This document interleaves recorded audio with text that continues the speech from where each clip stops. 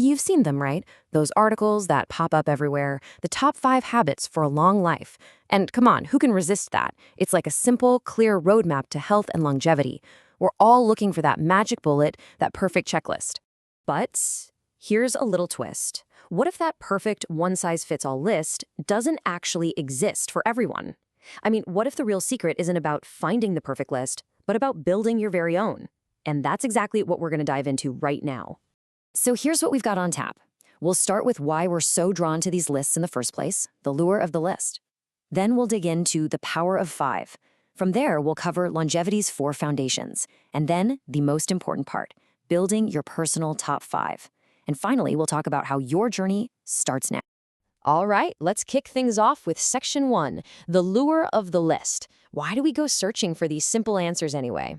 Look, we live in a world of just complete information overload, right? One day it's eat this, the next day it's don't eat that. It's confusing. So a simple list, man, that feels like a lifeline. It cuts right through all that noise and gives us something clear, something we can actually do. It gives us a sense of control, a real starting point. Okay, moving on to section 2, the power of 5. Let's deconstruct this top 5 format. I mean, have you ever noticed it's almost always 5? Not 4, not 7. There's a reason for that, and it's pretty fascinating. Yeah, the number 5, it just hits different, you know? It's the Goldilocks number. It's small enough that you don't feel totally overwhelmed, but it's big enough to feel like you're actually accomplishing something significant. Plus, it fits perfectly in our short-term memory, making it super easy to remember. And this is why we love those top 5 so much. They give us a clear focus, so we're not trying to do a million things at once. That instantly reduces that feeling of being overwhelmed. It turns this vague idea like, I'm going to be healthier, into actual, actionable goals. And because it's so easy to remember, it gives you back that feeling of control, which is honestly half the battle when it comes to motivation. All right, section 3. This is where we shift gears. Longevity's 4 foundations, the pillars of a healthy life. So, if these generic lists aren't the real answer, what is?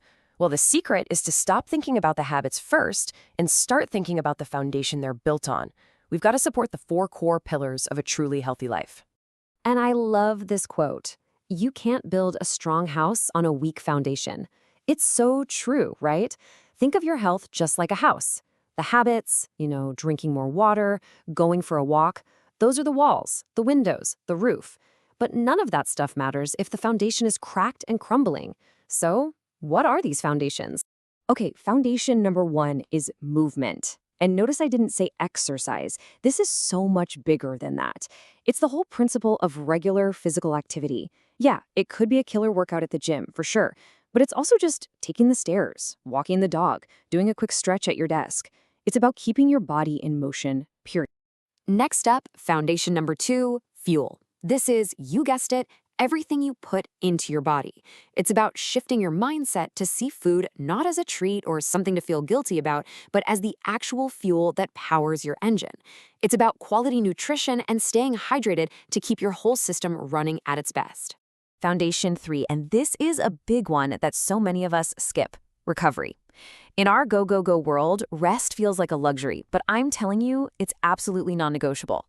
This is about getting enough good quality sleep, of course, but it's also about mental downtime, giving your brain a break, letting your body and mind actually repair and recharge so you can come back strong. And that brings us to our 4th and final foundation, connection. This is all about your social and emotional well-being. Study after study shows that having strong social bonds, good relationships, and a sense of purpose, it's just as crucial for a long life as diet and exercise. This pillar is a game changer. Okay, you with me? Let's get into section 4, building your personal top 5. We're going from foundation to action. So now that we have our 4 pillars, movement, fuel, recovery, and connection, this is where the real fun starts. We're going to use them to build your top 5 list, one that's actually designed for you, by you. And here's the gameplay, a super simple personal health audit. Step 1, just get honest with yourself. Rate each of those 4 foundations on a scale of 1 to 10. Where are you really crushing it, and where could you use a little work? Step 2 is to identify your weakest link. Whatever scored the lowest, that's where you start. Then for step 3, just brainstorm one tiny, super small habit that would help strengthen that one area. Seriously, forget about 5 habits for now. Just start with 1. The rest of the list, you'll build that over time. And this right here, This really sums up the whole difference. On one side, you have those generic health lists. They give you that temporary buzz, but they're one size fits all, and honestly, they're often totally unsustainable. But on the other side, you've got your personal list. It's tailored to you, it creates lasting change because it's based on what you actually need, and the best part? It grows and evolves right along with you. All right, our final section.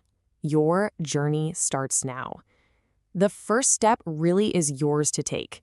We've torn down the old way of thinking and we've built a brand new framework. We've gone from chasing some random list online to creating a personal blueprint for your own health. The power is literally in your hands now. So it all boils down to this one simple idea. Don't get hung up on creating the perfect list of 5 things right away. Just look at your foundations, find that one weak spot, and then pick one small thing that can start to make it stronger. Is it a 10-minute walk after dinner, drinking one more glass of water today, making one phone call to a friend?